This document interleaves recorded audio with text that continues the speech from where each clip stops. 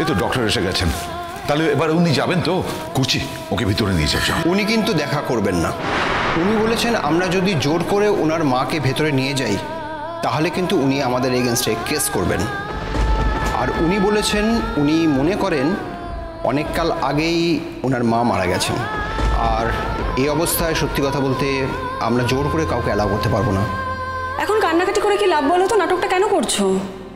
বিয়েটা করার সময় মনে ছিল না? তুমি জানতে তো তোমার ছেলেটা পছন্দ করে না, এই সম্পর্কটাকে সাপোর্ট করে না, তাও তো বিয়েটা করে ফেললে। নিজের বাসনা কামনা চরিতার্থ করার জন্য বিয়েটা তো করেই ফেলেছো না?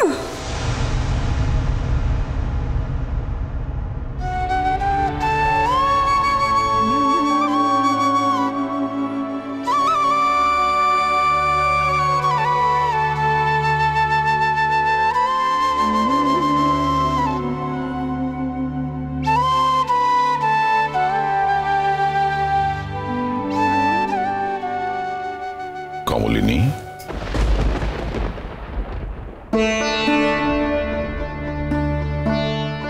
তুমি কি এখানেই থাকবে তোমার ঘরে? আর আমি আমার ওই ঘরে। তুমি ঘুমিয়ে পড়ো, আমার ঘুমোতে দেরি হবে। আমি জানি তুমি এখন জেগে থাকবে, কিন্তু তোমার কি এখন একা থাকার কথা? আমাকে ক্ষমা করো প্লিজ, আমি পারছি না। কি পারছো না? আমার না নিজের মনের মধ্যে খুব অপরাধ বোধ কাজ করছে। অপরাধ বোধটা কেন? আচ্ছা, ছেলেটাকে তো বিকেলবেলা ছাড়ার কথা ছিল, কই ছাড়লো না তো? না, ছাড়েনি। অবজারভেশনে রাখবে বলে, তার মানে কিন্তু এটা নয় যে ও খারাপ আছে। আমি কতবার বললাম ওখানে রাতে গিয়ে থাকি। থাকতে দিত তোমাকে? ওখানে একজনকেই অ্যালাউ করতো, একজনেরই থাকার কথা। বুবলাইয়ের বউ আছে, তুমি কি ওর সঙ্গে ঝগড়া করতে?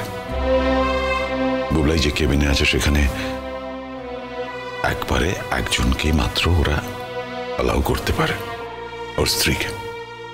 ওখানে ওরা তোমাকে থাকতে দিত না। আমি বাইরে থাকতাম। এটা কোনো কথা নয় কমলিনী। বাইরে থেকে কি করতে? ওখানে বাইরে থাকা আর বাড়িতে থাকা একই ব্যাপার।